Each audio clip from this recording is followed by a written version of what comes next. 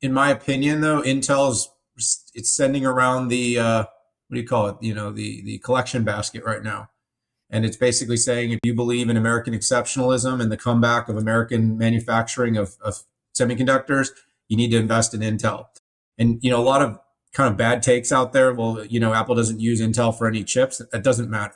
The real question is, does Apple want to get access to capacity if, say, President Trump changes its deal with TSMC and says TSMC needs to do A, B, C, D, and E in order to continue to not pay big tariffs, not have big expenses? Founder and CEO of More Insights and Strategy, Patrick Moorhead. 6, 5. CEO of the Futurum Group, Daniel Newman. 6, 5. Do we know what we're talking about, Moorhead? We absolutely know what we're talking about. To the show, this is episode 278. This is Dan and Pat. We are coming back from being on the road. Daniel and I probably got in bed at 1 a.m. last night, but we are here to crush it for you. Daniel, how you doing, man? Did you get that workout in? I did. I didn't go on TV. I'm not famous or important, but I did get a workout in, and I'm pumped this morning for this show because, man, you look good. I mean, I don't know what to do with that. You're wearing, can you wear that color though? I mean, you're usually pretty good about that. Are you a little springy for the time of year? Do I have to call you out on this? Do I have to do a fashion? The problem is that I wear this dark coat on air so many times, and it's kind of during my fat days, and it's I peel it in. I don't know why I just don't buy a new coat. Yeah, but, you can get there. You can get there. No, you look good. You can get a new black coat, a new gray coat. No, it's a good looking jacket. I've never cared about things like you can't wear white after light paint. Like, I don't care. But you've sometimes called people out on it. So I'm just kind of coming full circle in you. Gosh, I feel a payback. This is a payback for sure. Yeah, I felt like I had to do that. And I don't know. I see your gray coat looks pretty good. How funny, by the way, is it that you and I randomly ended up in New York, people probably don't realize, like they think because we're usually are together so often, but like the fact that we ended up completely at random at two different events in New York, speaking on the same day, and then came home on the same flight. No, I know. It was weird. And normally when we say random, it's not random. We're just joking, but it was totally random. That you flew in on a red eye from the Qualcomm event, and I was doing some pre-work for the Cloudera event. But no, it's always great to see my bestie, and it's too bad we didn't get to sit next to each other. But it would have been boring because I slept most of the trip. You did. I saw you. I turned around, mask on, both masks. You had the face mask, the eye mask. Very impressive. Very impressive. I should have probably worn a face mask. Were you wearing a shield, by the way? I think I saw you in a shield, full PPI. No, it was actually just a full rubber suit like they were in the foundries. So, yeah. Well, there you go. There we go. Hey, we got a great show for you today. I mean, so much stuff happened. I mean, all these announcements. Dan and I were talking earlier this week about keeping up on everything that's going on is getting quite hard. But we've got a lot of Nvidia, Oracle, OpenAI, TikTok, Microsoft, more Intel rumors. Imagine that. We got the Qualcomm Snapdragon Summit, new CEOs being appointed. Just a lot of stuff going on. So, hey, let's dive into the Decode and decode the news of the week. All right, Daniel, we've got Nvidia, OpenAI announcing the biggest infrastructure investment in the history of the world. What's going on here? Well, I mean, in the spirit of it wasn't enough that last week the Nvidia Intel deal shook the world, it's like, what is the next thing? So this is a really interesting one. After the Broadcom sort of big splash at its earnings about building a chip for OpenAI, and there was a $10 billion sort of number that showed up and all these chips that are going to be expected. Nvidia comes in and says, OpenAI is the best or among the best in this space, and we want to invest $100 billion to help them build out, more capacity and grow and scale. Now, of course, instantaneously, that investment, the whole world comes up in arms and says, oh, they're basically just giving money to OpenAI, so OpenAI can then buy capacity from Oracle, which then Oracle will buy chips from Nvidia, and it's this big circular thing, which I think this one's a super bifurcated thing. Like a company like Nvidia that has a big balance sheet, lots of cash, certainly can choose its investments. And if it chooses to invest in companies that will potentially use their technology, that's pretty common in accelerators and incubators. Like that's actually oftentimes a big part of the investment thesis and criteria is like, we're going to invest in a company that could benefit from our ecosystem. But of course, you've just got a world now where there's so many people that just want this to be a bubble.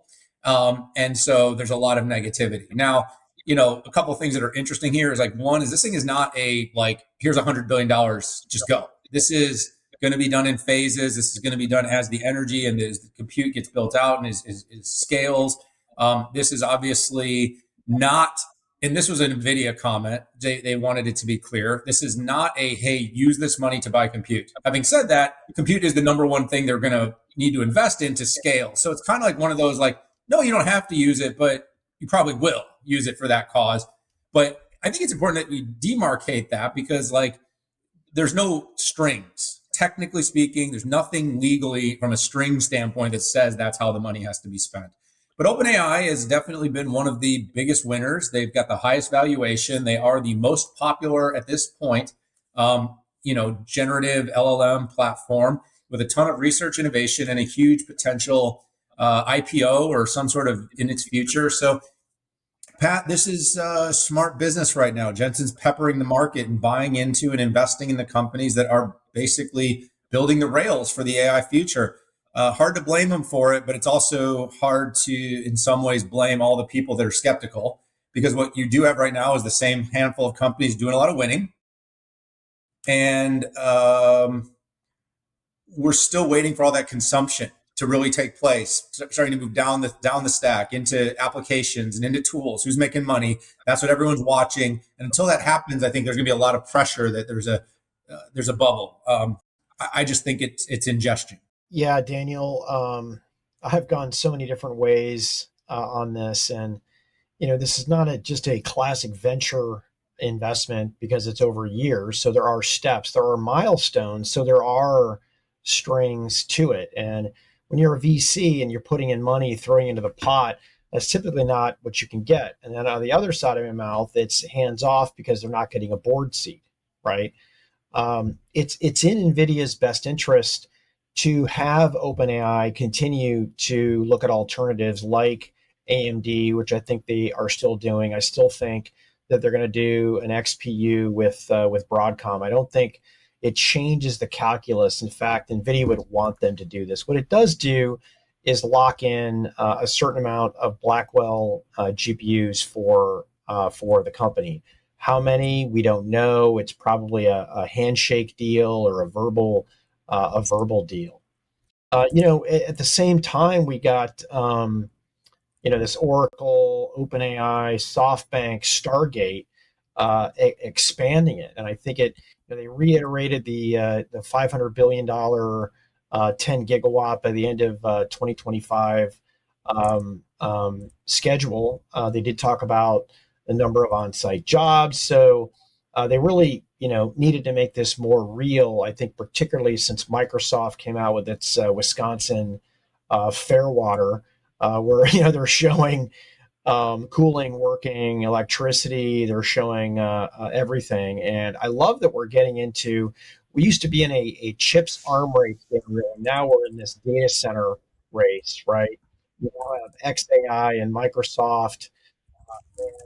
I don't think Oracle has made the claim yet, but the most performant AI data center on the planet. So, yeah, Stargate's the strategy, and Wisconsin's the blueprint.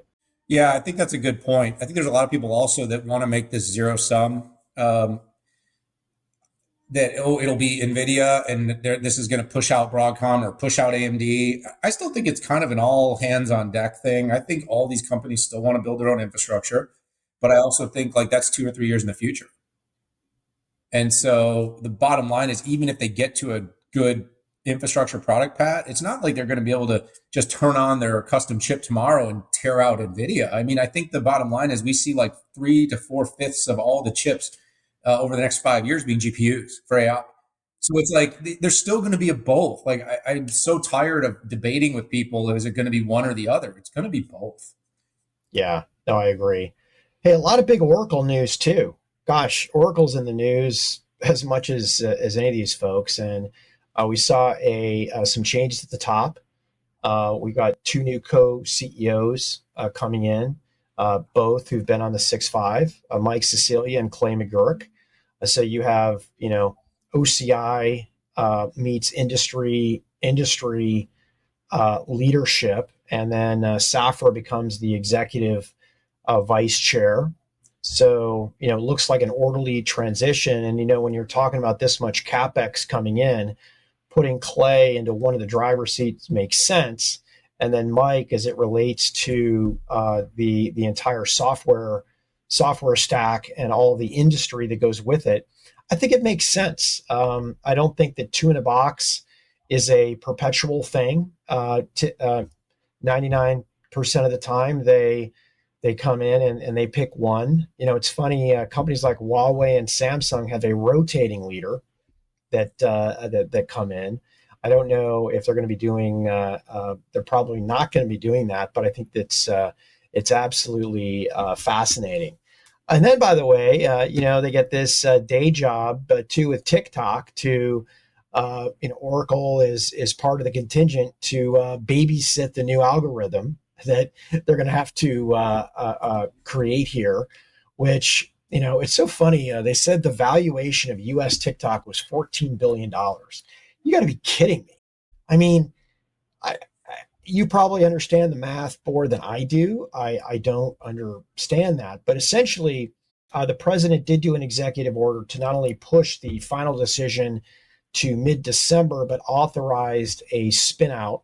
And it's contingent right now upon the Chinese agreeing to this deal. And you would have Oracle and Silver Lake, who would be the primes on this. The algorithm would have to be rewritten.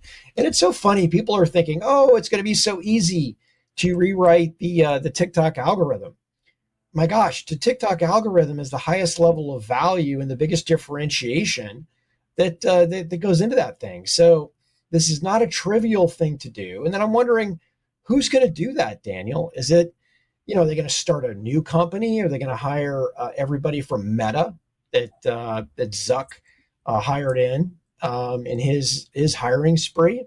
Anyways, in the next 3 months, we're going to have to see where this thing lands.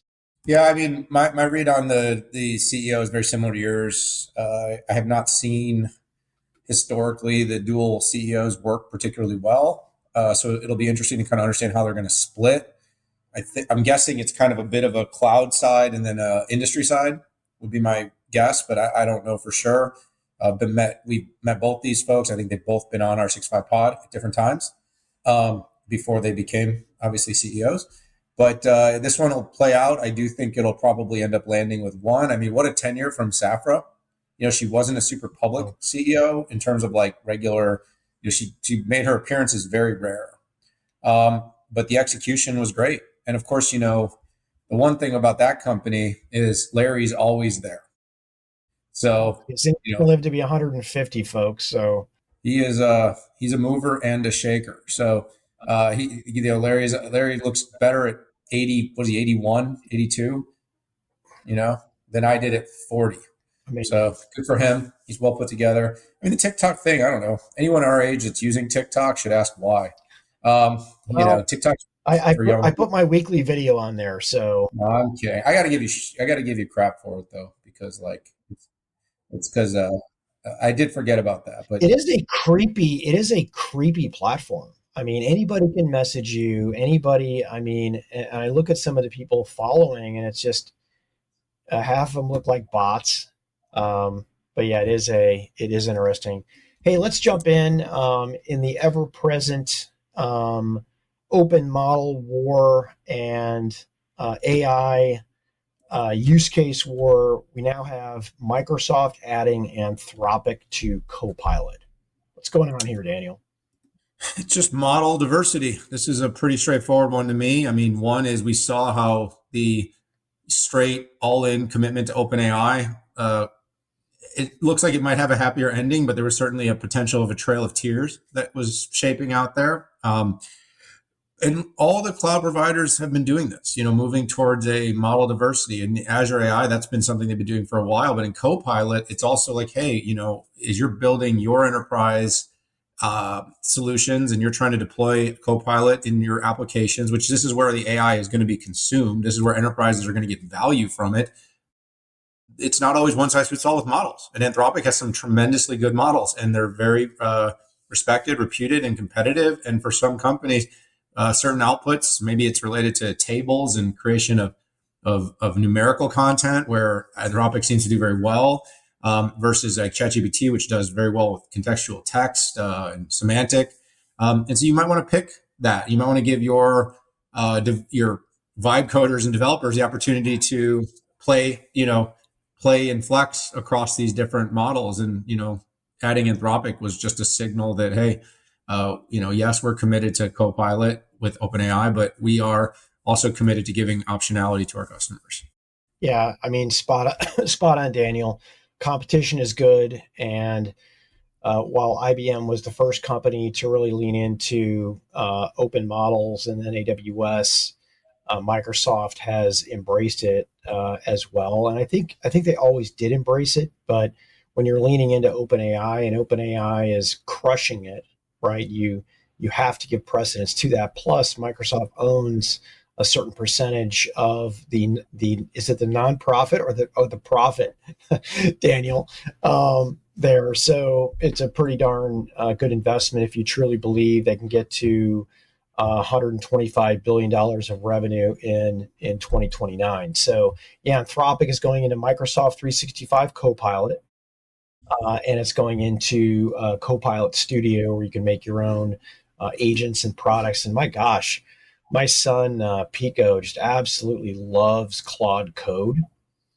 Yeah, And we talked about that at lunch last week. Just absolutely vibe coding to the world. So let's jump to the next topic. Gosh, coming off a week that Nvidia invested in Intel, there are now more Intel rumors here, and one of them is about Apple. And for Apple and Intel, it really would be pragmatic and prudent for Apple to be doing this. It de-risks them from tariff risks, capacity risks, and Apple's one of the most competent teams out there. Tons of resources, and they are a company who could pull off a dual source between TSMC and Intel, and it just it just makes sense. Yeah. So look, this is smart business. Maybe we could debate this. In my opinion, though, it's sending around the what do you call it? The collection basket right now. And it's basically saying, if you believe in American exceptionalism and the comeback of American manufacturing of semiconductors, you need to invest in Intel. And, a lot of kind of bad takes out there. Well, Apple doesn't use Intel for any chips. That doesn't matter. The real question is, does Apple want to get access to capacity if, say, President Trump changes its deal with TSMC and says TSMC needs to do A, B, C, D, and E in order to continue to not pay big tariffs, not have big expenses? So, there's a lot of different ways this could play out. This could play out with different, some different IP type of sharing agreements. This could play out with talent sort of being used in development, in the development and R&D side. This could play out with, a certain amount of each of the fabless needing to be produced at an Intel foundry, so that basically TSMC needs to enable Intel to handle 20% or some volume, which is the optimal outcome that I always thought Intel needed, was sort of a forced hand. Now, again, we can argue whether that's the best thing. I'm not agreeing that it's the best thing.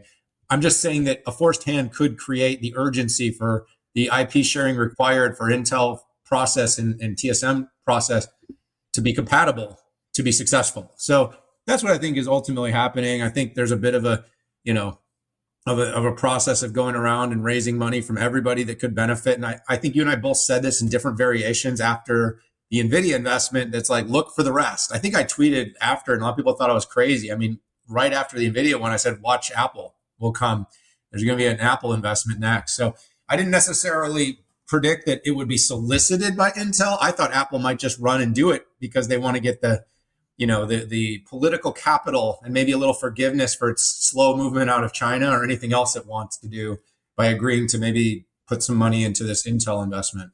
Yeah, it's interesting. And we can talk about this a little bit more in the flip, but I think TSMC, I think where they could benefit from Intel the most would probably be packaging. I mean, Intel's packaging is second to none in terms of optionality. They've got capacity, and I think it's a big opportunity for them. Okay, let's jump into the Qualcomm Snapdragon Summit. Daniel, you were all over the airwaves talking about this. You were actually in Hawaii. I was watching it from my hotel room in New York City on my PC, sitting in bed. And it wasn't the same, but it is sometimes easier to pay attention when you're not, sitting in a room full of people. There's lots of announcements going on. Snapdragon continues to really focus on building those next generation, highest end, highest performing chips and again, not just for phones. And that's one of the biggest challenges of Qualcomm and Snapdragon, is being seen as more in the handset company. And I think they're working really hard to do that. First of all, they obviously are going with what's next on the phone. I think one of the most interesting things for the handsets to me was the work that's being done with the PC. We knew that last year the AI PC was going to be this kind of big trend. Did it end up being a super cycle? It did not. Will it end up being a super cycle? Not until those killer apps are figured out. I think it's still going to move a little slow, but we still want better performance out of every device. And so if you're using, a PC and you want to have highest performance, you want to be able to run models right on your device, you want to have best graphics, best imagery, camera, Qualcomm and quote unquote Snapdragon, which by the way, they really don't use Qualcomm at all. It's been a hard habit for me to break with it because I still think of them together. And actually their CMO Don Magouyrk did a big thing about Snapdragon. In fact, the brand itself now is apparently worth $65 billion. Was what, just the Snapdragon brand alone. You wouldn't have seen a Qualcomm sign anywhere in Hawaii. There wasn't one. But anyways, just quickly, and because there's a bunch of different things we could touch on, but I thought what really caught my attention was the X2 Elite and the X2 Elite Extreme, which by the way, it's not really going to be two different series. They're not going to create a perpetual Extreme series that's going to be required every year. But this year, they basically did find a way to basically crank out some serious performance. I think it was like 50% better multi-core performance and almost 40% on the single core. But I also, it's 18 cores now, which is about a 1/3 improvement from 12. And this is the 3rd generation Orion CPU. Overall, though, Pat, I'm looking forward to Signal 65 on our team doing a lot of the testing. Didn't do as much comparison with Apple this time, more focused on comparing with the other traditional PC companies, Windows companies. But they did definitely show some good results. Very, very high powered, very fast. I use one of these every day, Pat, and I definitely enjoy the kind of longer battery life, which I think they're seeing almost 43% more power efficient than the last generation. So that's another really good thing with X2 and X2 Elite Extreme. So, like I said, they had, announcements around handsets, announcements around wearables, announcements around the devices. And I think they got a lot more going on. I mean, I talked about this. This is more what I talked about on the TVs, Pat, but it was I think Qualcomm's interesting because they also have a lot going on, with automotive. They've got stuff going on with data center. They've got stuff going on with robotics, which will be super interesting. And this whole kind of narrative around personal AI is going to be an inflection to see if the company can really figure out a way to be the critical component to that everyday personal assistant experience that is going to be AI. Because faster phones, faster chips, faster, longer battery life. It reminds me a lot of what I kind of say that has bored me about Apple. So there has to be something more. And so it has to be something more here is this stuff has to start to turn the corner and make AI super personal and super available. And CEO Cristiano Amon did do a whole keynote just about that. Yeah, it's a good breakdown, Daniel. I two things for me. First of all, the strategic framing of Qualcomm for the next 5 years.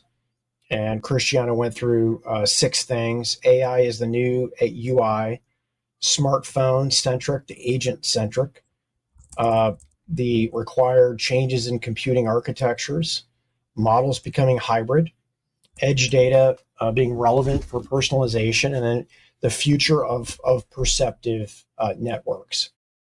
He has talked about this before in different ways, but I think this was the most mature encapsulation of this. And while this wasn't an investor conference, if you look at the downstream opportunities for the company beyond the smartphone, which doesn't necessarily have to be the center of anything anymore, it could be your watch, it could be your meta glasses, it could be something in your ear. I thought it gave a good idea where at a minimum where they are investing, and we should take hold. And then you connect that with the industrial IoT. You connect this with the automotive, and in the Middle East, they had talked about a future data center product. I think the Qualcomm of 5 years from now is not going to be the Qualcomm that we see today. The benchmarks of the smartphone and PC Snapdragons were literally off the chain. And without Signal 65 doing the testing in an OEM system, what I can say is that at a minimum, they are equivalent with Apple on the smartphone. And then when it comes to the PC, we don't know what AMD's cooking up. We don't know what Panther Lake is going to look like. But my gosh, those benchmarks were so far ahead on single-threaded and multi-threaded. It was just an absolute jaw dropper. And architecturally, on the highest end, on the extreme part, they integrate memory in a form factor called a SIP. And what it does is it removes latency, improves performance for bandwidth. And I think versus an M4 and an M4 Pro, I feel very comfortable that Qualcomm is going to be super competitive here. I'll be doing my rounds with all the OEMs and Microsoft to see what they thought about this as well. But overall, it was good. So Daniel, while you were in Hawaii, I was hanging out at Cloudera in New York, and I put a lot out there on social media. But here's the net. This whole idea of hybrid multi-cloud fabrics that I've been talking about, and I annoy people about, Daniel, where you can sign up for one company and you can flex between on-prem legacy, on-prem cloud, and all of your public cloud. They have finally architected that system, and I think will be available by the end of 2026 with agentic frameworks, with toolkits, with an end-to-end AI ecosystem. So they absolutely made. I guess I wouldn't say put the hurt on Snowflake and Databricks because they're crushing it out there. But I think what they did is they brought out a more compelling offering compared to them, who both of their competitors don't really even incorporate on-prem data. So, Daniel, okay, let's get into the flip here. We are going to debate should Apple or TSMC invest in Intel? Let's flip the coin and see what we get back here. All right, this is the 4. They absolutely should invest. I feel like this is the easier of our simulated discussion points. So I think the 4 on this is for Apple, it's de-risking, right? If you look at all of the silicon that's being forecasted for AI until 2030, TSMC does not have the capacity to do that. And what does that mean? I think you'll see TSMC announce a bunch of new foundries to fill in the gap. But what it does do is it makes Nvidia TSMC's largest customer, and the customer they can make the most money off of. Before this, it was Apple. So it's not that Apple's not important to TSMC anymore. They are, but I think that Apple needs optionality, and I think by investing in Intel, they can give them the capacity to de-risk not only from a tariff standpoint, but also, if nothing else, just a volume standpoint. And they could do it in a way that de-risks it, where they don't have to go all in and not use TSMC for a certain product. Is they dual source. And listen, I'm not confused. It takes a lot of resources to be able to do that. But Apple has the resources, and I think has the biggest motivation next to Nvidia to be running wafers through them. An investment would make sense. I think from a TSMC standpoint, I think that they would look very good in the eyes of the United States, that if they aren't going to build some mega factories, then they can at least fund Intel, who can fill up Columbus, Ohio, and ostensibly compete with them. But they could also watch the Intel stock that would likely go up in the stratosphere if they got a wafer customer like Nvidia or Apple. So I think it'd be financial upside for both of them, as well as, my gosh, can you imagine if Apple invests in Intel, what that would do to the stock, with just a lingering of a yes, we are going to run either wafers or packaging through them. So yes, they should be investing in Intel. I don't see any reason that either of these companies, superior process, superior technology. Apple ditched Intel a long time ago because it could do better on its own. It took only a couple years, and ever since then, its products work better. You want to go back and use an Intel powered phone, Apple? You want to go back and use an Intel powered MacBook? I don't think so. Everybody that's experienced the benefit of these Apple architected chips in any of their devices have found a better experience. They just outperform. Just the power envelope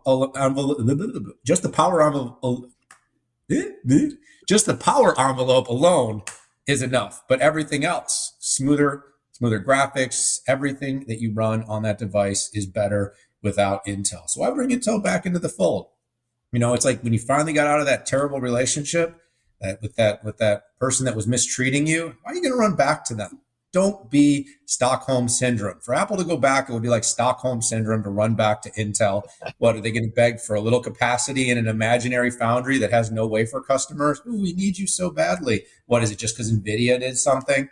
No, Apple runs its own race, and it's going to continue to do that. And freaking TSMC doesn't need Intel. TSMC is the controller of the AI world right now. They have more deals. Everyone thinks Nvidia controls the flow. Nvidia, because if all TSMC has to do is say, look, we're going to give a little more capacity to someone else this month, Nvidia's numbers plummet. And you know what? We've seen that. The power of TSMC has been in its ability to control its pricing. Probably, arguably, the only monopoly bigger than the Apple App Store is TSMC itself right now, because there is no way to get done what you need to get done without TSMC. So again, what are you going to do? Prop up your biggest competitor? You're going to help your biggest competitor get back on their feet? We all know how that worked when Microsoft put a few dollars into Apple, and then for the next 20 years, it had to look up at Apple's market cap. Yeah, Microsoft caught up finally about 3 CEOs later, and with a little luck and a massive trend line. But I don't think that TSMC wants to pave the way. What's next? Are we going to give Blackwell and Rubin to China so they can catch up with us too? This is a terrible idea, terrible investment thesis. Don't do it. Don't give your money away. Just set it on fire. Dump it in the ocean. It would be a better use of your dollars than giving it to Intel. Oh, by the way, this is a simulated argument. I don't actually believe any of that crap. Now, what do you really think, Daniel? Well, I mean, of course, you got to. I'm the American exceptionalism guy. Like, I want Intel back. So, and by the way, it's not an Intel love affair for me. I respect Intel and I want to see Intel do well, but it's more, I just don't want to be dependent. These are just some technologies that are too critical. And TSMC is kind of doing half the business. They brought half of what we need here. But the IP thing's a problem. Pat, I can't tell, you do too. Like, how many arguments do you get on with people online when you're explaining this and they just give you dumb comments about like, TSMC's already got plants here. Yes, we understand that. But that doesn't mean they gave us any of the IP that we would require, that if China, sent the Navy in the South China Sea to undo Taiwan, we're going to be stuck in current generation technology for the next 20 years. We need competitive offerings. And so that's why we have to do this. Apple has the balance sheet. It spends $600 billion on buybacks. Why not give $10 billion to Intel to help it get its foundry business up and running? Maybe, like you said, maybe it's a packaging deal to start, because that seems to be where Intel is doing its best work right now, with wafer opportunities in the future when the process gets there. And of course, TSMC, you want to not pay tariffs. You want to have an exemption to be able to keep doing business here. Maybe you're going to share some of that critical IP, or maybe you're going to help us get process to parity in an area where we can at least manufacture some percentage of the chips here in the US. And by the way, that's a big ask. It's a big if, but the alternative is they're going to have to look at the bottom line. The bottom line, Pat, is if he puts 50% tariffs on these things, that's going to totally change the calculus. But I also don't know. I mean, with the amount of money being spent, maybe that would all be absorbed. I mean, they keep raising prices 20 or 25% at a time, and everybody just pays it. Yeah, and this whole one-to-one tariff thing reminds me of, we're going to shut down the government, right? Like, nobody believes any of that nonsense, okay? And yeah, another topic. Good discussion here, folks. Hey, let's go to the last segment called Bulls and Bears. We're going to talk about earnings, trends in the market, and stonks. Basically, stonks. That's where we are right now. Let's hit it. All right, as you would expect, Powell, in his limerick of words, said stock prices appear fairly highly valued. Daniel, what does that even mean? Oh, well, I mean, I think Fed Chair Powell was probably saying that, look, we've had a nice run up. Stocks are valued well. We've got higher forward multiples than we've had in a long time. There's these comparisons everyone keeps making to the bubble of the internet. And while it isn't quite that frothy, and the companies I think are much more well-funded and have much more diverse moats than some of those companies did back then, we've seen, some stock prices, especially some companies like the Oklos and the Palantirs that have run hundreds, if not thousands of percentages up before they've really hit any revenue scale or capacity. So I think what he's saying is that the big companies have been valued pretty fairly. Even companies like Google that were well behind and well undervalued have sort of caught up to value after some of the, some momentum and some policy decisions were made. And that, while we still have some employment strain and we still have some inflation strain, that maybe assets have come out a little hot. And so the market hated it. They've been selling all week. It's been down ever since he said that. But at the same time, like, markets are efficient. You need a little selling. Like, you can't just go up into the right. So while it frustrates people, and by the way, while I think Fed Chair Powell's been super political, I actually don't think he's wrong about this. I think he's actually pretty right. I've seen some of my things triple, and I've had stocks, Pat, that have tripled in value since April. Were they undervalued and now overvalued? I don't know, but I think that's a pretty good 6-month return. Like, if inflation's 3% and I'm getting 300, I'm pretty happy. And if it comes back a little bit, the last thing I'll say is, everybody always screams, "Oh my God, the stock price went up so much, I should have bought more." Good, let it come down. Now you can buy more. So I don't know. Like, I think he was pretty right on this one. I think the equity markets have had a very, very nice run, and you've seen it with the NASDAQ 100. You've seen it with the S&P. By the way, last point I'll make on this is, every analyst got this year wrong. Like, every one of these banks got the S&P wrong. They all got inflation wrong. Because Fed Chair Powell, what we didn't call out here, also kind of called out that inflation didn't do what he thought it would do. That was really surprising, and it was good to see. He didn't say "I'm wrong," but he said it in the kind of weasel cryptic words that he used. And the message was really just about two sides of the coin, kind of like the flip. Inflation tilts up and employment tilting down, right? So, what is there to do here? The Fed didn't call it a bubble, but it also didn't say, "Oh, this is a bargain." So, It was kind of in the middle, tilting toward the bubble. So let's get into some earnings stonks and some chip companies. So Micron, they crush it on every vector you could possibly see. It's all in the back of HBM. I hopped on Yahoo Finance and talked through that in the context of are we in a bubble or not, and also talked about circular purchasing we have here. NAND and DRAM, right, that nobody wants to talk anymore. That is getting lower supply, higher demand, and therefore prices are going up. This is just the circle of life in the memory and storage market here. Possible tailwind on this $6.2 billion CHIPS Act agreement here, and the first disbursements are finally flowing in there.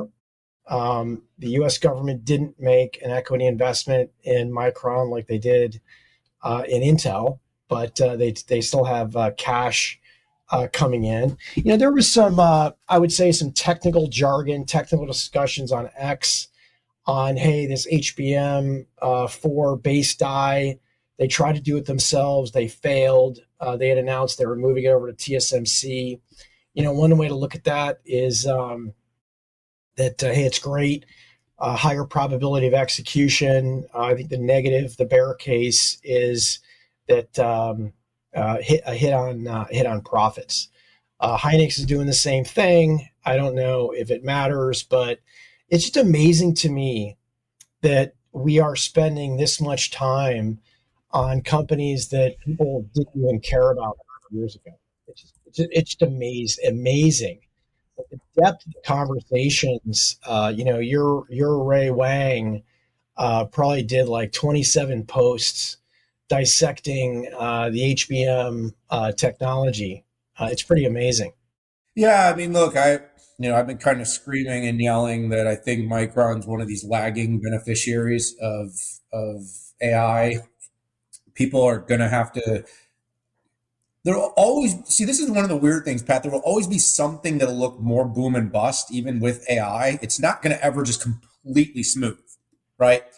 But if you actually look at like PCs, for instance, like it actually is fairly smooth. The unit differences in a bigger cycle is like 5 to 10%. With memory, you had these cycles where it was like up and then down and then up. And what AI is doing, when you have two annual releases of next generation AI infrastructure coming out by the biggest companies in the world, being deployed by the biggest hyperscalers in the world in a time when capacity is totally constrained, there's going to be a ton of pull through for the memory because you cannot, as their CEO Sanjay Mehrotra said, you cannot do compute without memory. Like you literally cannot. There's no way to get around the need. Now, are there other types of memory being developed to potentially? SOCAM, baby. Yeah, there are things being done. Having said that, at this point, HBM4, which is next, and then in the future generations 5 and beyond, will continue to be utilized to support these next generation AI architectures. As long as that's happening, Micron has that tailwind. Now it still has the more boom and busty parts like automotive. It'll have parts like it has handsets and it does memory for PCs, and that stuff will be less consistent. But that's going to become a smaller and smaller percentage. Kind of like how we saw the pivot with Marvell, which we'll talk about momentarily, when it went away from all of one side of its business, all to AI. Micron's kind of moving in that direction too. And if you're sort of checking the market, if you're investing, you got to look at are you looking for the AI tailwind? Having said that, Micron's got to probably have several more quarters of proving that this is true and that what I'm saying is a true theory. But at this point, if our forecasts for AI infrastructure demand continue to align with what we're saying, there's going to be a lot of HBM pull through. And by the way, as the HBM is more scarce, the demand, Pat, will stay high, and the pricing power, which is something that most of the time memory companies struggled with, pricing power during those down cycles, that pricing power will stay high. So they will see margin enhancement, which we did see this quarter. So why don't we jump in Marvell here? Last topic that we're going to be discussing here. Daniel, they did a kind of a special presentation, a little bit of a reframing on a couple things. Their stock absolutely ripped it's like maybe they listened to Hawk or got a bit of a move out of that Hawk playbook, but like Hawk never really says a win or a design or who. Like he's very careful, but at the same time, there's no way you get off a call without understanding the insinuation that they got that win and that they're going to get that revenue and it's going to come in that forecast. CEO Matt Murphy from Marvell seemed to have a little more of a problem kind of trying to answer that question for its investors of what's going on with next gen designs, what's going on with design wins. And right now, let's just be candid, despite the fact that Marvell has a really successful networking business related to all the AI transport, everybody cares about XPU. So getting out and in front of that story and reframing that and winning the market to believe that it is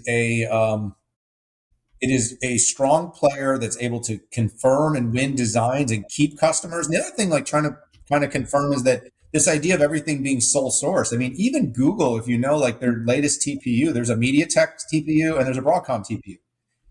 There's a very realistic chance that with some of these custom designs that Marvell might get part of a win and another company might get a part of a win as well.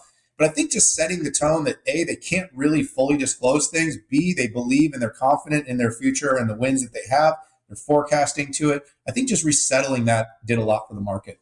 Yeah, I think it did. And the buyback didn't hurt as well. It showed, buybacks always show a lot of confidence. And the crazy part is you just take Marvell's networking business and put it up against some of these smaller networking companies and even the valuation of some of these non-public startups. They are incredibly lower from a PE standpoint than any of those. And, I won't name names here, but, they're direct competitors. So, something is amiss, and I think a reset is required. It also doesn't help you have all of Taiwan who has local heroes who are trying to leak and damage the reputation of the company as well. You have a lot of short sellers and you got a lot of longs on the competitors that would like to see Marvell go down. And I think they're doing a pretty darn good job. So folks, that is the show here. Thank you for tuning in. I hope you have an amazing week and you spent good time with your family. Maybe you got to relax, got some amazing workouts in. You picked up your peptides and your supplements. We hope you well. So many peptides, dude. So many peptides. If I can have a peptide that could make me have to sleep less, I would just load up on that stuff. It'd be crazy. Anyways, I want to be one of those 4-hour sleepers. We'll talk about that another time. Yeah. Anyways, thanks for tuning in, everybody. We appreciate you. Hit that subscribe button. Thanks for being part of the community, and take care.